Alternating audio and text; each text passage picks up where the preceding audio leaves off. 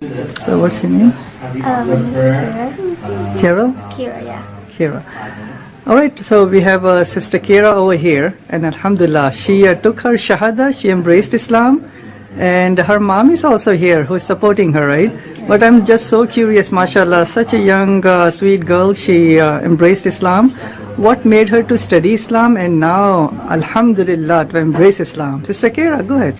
Okay, so I had always been introduced to Muslims from all the traveling around the country that we did, and I decided to do research, like why do women wear the hijab, and I just did research and I kind of like walked away from it, and I just kept it on the back burner in my mind, and I just did research occasionally from there, and then I met my friend Shiza, and I decided to really get into it and really learn more about it, and so that's how I came to Islam and to embrace Islam.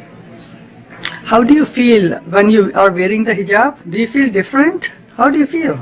Okay, I do feel different. I don't feel pressures from society to be like wearing makeup, wearing like a cute hairstyle. Like I don't feel any of those societal pressures anymore.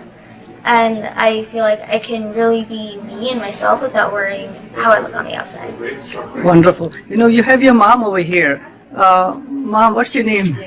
Sarah. Sarah, how do you feel your daughter, right? She made a really important decision in her life. How do you feel about her becoming a Muslim? She did. She made a really big decision. So we've always encouraged our children to follow their own path, whatever that was.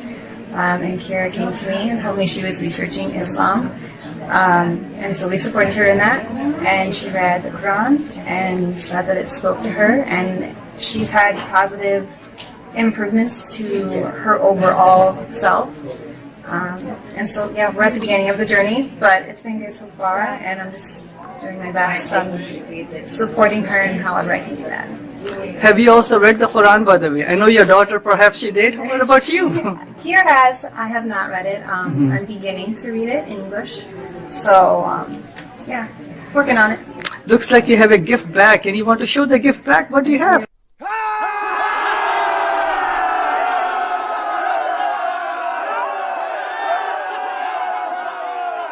Got some really good information.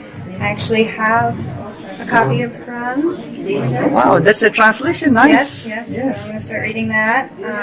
Some really good information, questions. Yeah, the 50 common questions people ask, yes. So yeah, I'm excited to start reading up and supporting Kira how I can. Kira, what one message that you have to other youth, other kids who may also be searching for the truth? They may have so much societal pressure. What message that you have for them? I just say to be yourself, and it's okay to question things. Like, if you're from a different religion, you're like, I don't think this is for me. It's okay to question it. Like, it's okay to hunt for the truth because it's out there. You just have to find it. What in Islam that you like the most, by the way? There are so many wonderful things in Islam, right? Yes, I'd say definitely the women's rights, because I believe that they have definitely changed, and I do not believe that Islam oppresses women, which is another thing that I like, because I know in Christianity and other religions that women were definitely oppressed, and that's why I really, one of the reasons why I really like Islam. Can you mention one of the rights that Islam gave to women that you said, wow, that's so wonderful?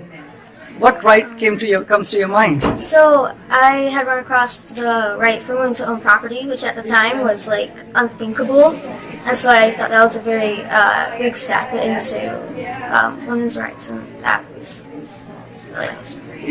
In Islam gave women the right to own property in the 7th century. In Illinois, in USA, not until 1861 that a married lady, she won the right to own property. Right? And Islam gave that right 1400 years ago. And many rights that Islam gave to women, right? They have the right to education. They know that the oldest continuous university in the whole world, it was built by a Muslim lady. It was built by a Muslim girl, actually. Just like you, she wore the hijab and she made the oldest continuous university. That's awesome. That's amazing, correct? Yeah. She has the right to work if the need arises. Whatever she earns, it only belongs to her. They have the right not to be forced into marriage. So what one message that you have for your mom? Let's see. To keep researching Islam because there's so much more that even I don't know about, and there are so many wonderful things in it that I want her to know as well, and I want her to experience, and I just hope that she makes the right choices for herself.